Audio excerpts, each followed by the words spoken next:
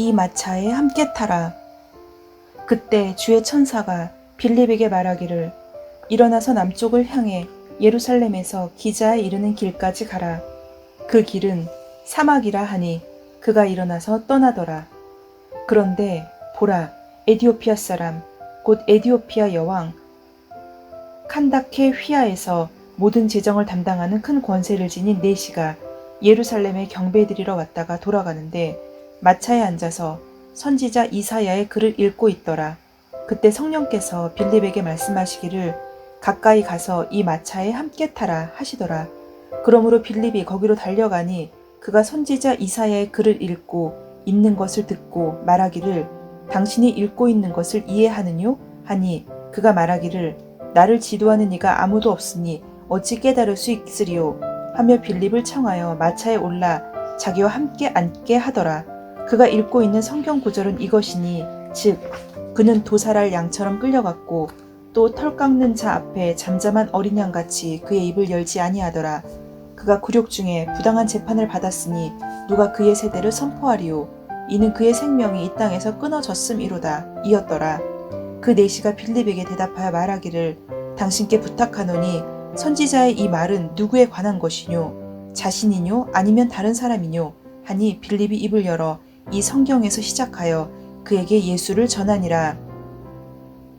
그리하여 그들이 길을 따라가다가 물이 있는 곳에 이르자 그 네시가 말하기를 보라 여기 물이 있도다. 내가 침례를 받는데 무슨 거침이 있느뇨? 라고 말하니 빌립이 말하기를 만일 당신이 마음을 다하여 믿으면 합당하니라 고 하니 그가 대답하여 말하기를 나는 예수 그리스도가 하나님의 아들이신 것을 믿나이다 라고 하더라. 그리고 나서 그가 마차를 세우라고 명한 다음 빌립과 네시가 둘 다 물로 내려가서 빌립이 그에게 침례를 주니라. 그들이 물속에서 올라오자 주의 영이 빌립을 데려가시니 그 네시가 그를 다시 보지 못하더라.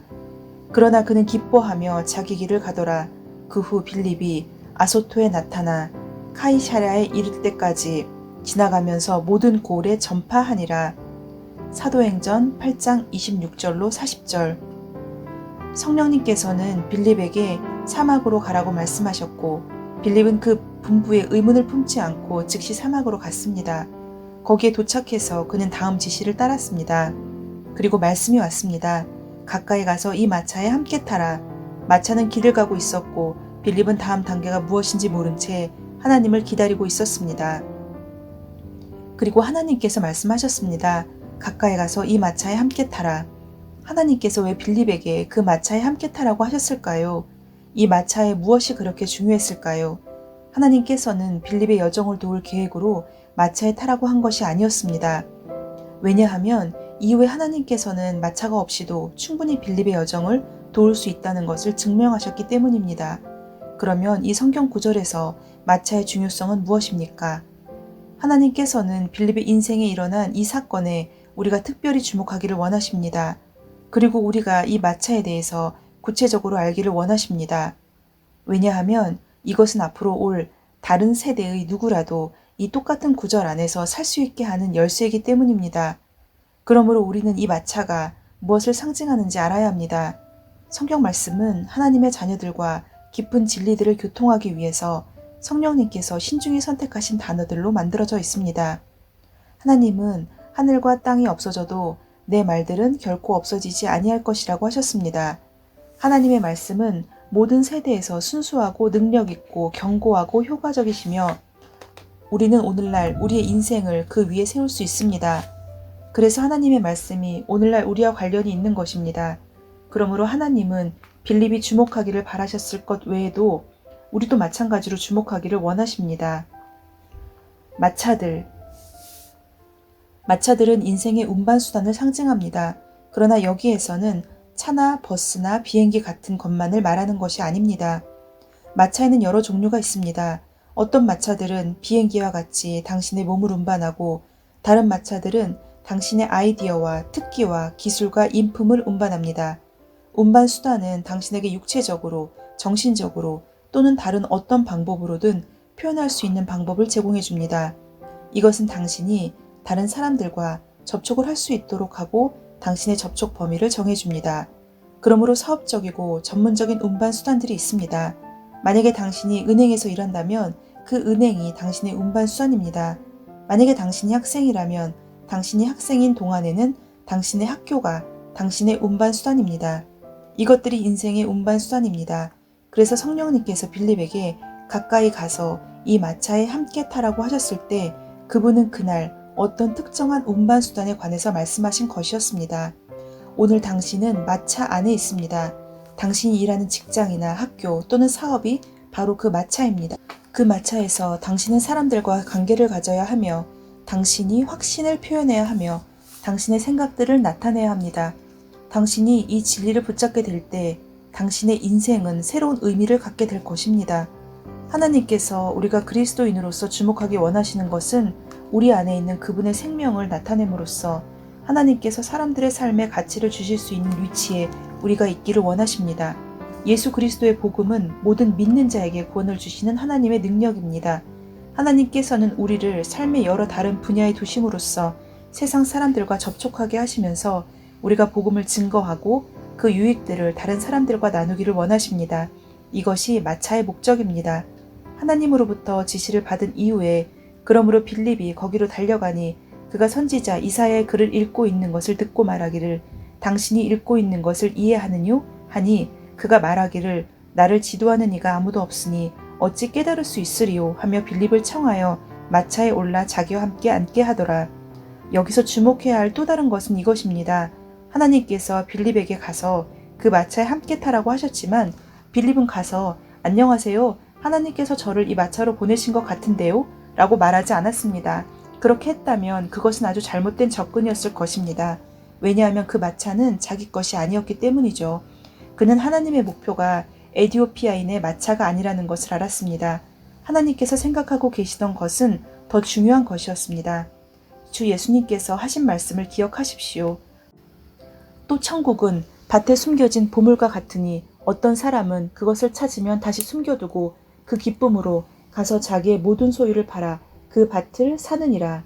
그 사람에게 더 중요했던 것은 그 밭 자체가 아니라 그 밭에 숨겨진 보물이었습니다. 이와 같이 그 마차 안에는 하나님께서 더 중요시 여기시는 보물이 있었습니다.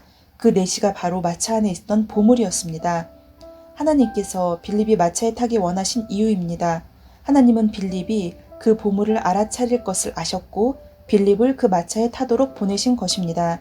마차에 갔을 때 빌립은 마차를 바라보며 아름다움에 감탄하지 않았습니다. 오히려 그는 그 마차 안에 있던 보물을 추구했습니다. 에디오피아인 내시는 위대한 권세를 가진 사람이었기 때문에 그 마차는 분명히 알록달록하고 매우 아름다웠을 것입니다. 그러나 빌립은 그것에 주목하지 않았습니다. 그는 보물을 추구하였습니다. 하나님께서는 빌립이 진짜와 그림자의 차이를 분별할 줄 알 것을 신뢰하셨습니다. 하나님께서 당신을 마차로 보내실 수 있겠습니까? 또한 하나님께서 당신이 마차를 얻기 위해 가지 않고 마차 안에 있는 진짜 보물을 추구할 것을 신뢰하실 수 있겠습니까? 사람들의 영혼은 하나님께 매우 중요하며 당신도 하나님과 같이 생각해야 합니다. 하나님께서는 빌립이 그 마차 안에서 하나님을 원하시는 일을 할 것을 신뢰할 수 있었습니다. 하나님께서 당신도 신뢰하실 수 있도록 하십시오. 복음을 전파하는 일이 우리에게 위임되었습니다. 이것은 선택사항이 아닙니다. 이것은 우리가 과거에 생각했던 것처럼 복음 전도자만을 위한 것이 아닙니다. 우리는 교회 안에서도 이렇게 가르쳐 왔습니다. 우리는 우리 각자의 일 때문에 시간이 없는 관계로 목사님들만 복음을 전하기를 기대합니다. 그러나 이것은 잘못된 것입니다. 하나님께서는 당신을 이미 어떤 마차로 보내셨고 이것이 당신이 그 일을 하게 된 이유입니다. 마차 안에 있는 보물을 주목하지 못할 정도로 바빠지지 마십시오. 당신의 사무실이 당신의 마차입니다.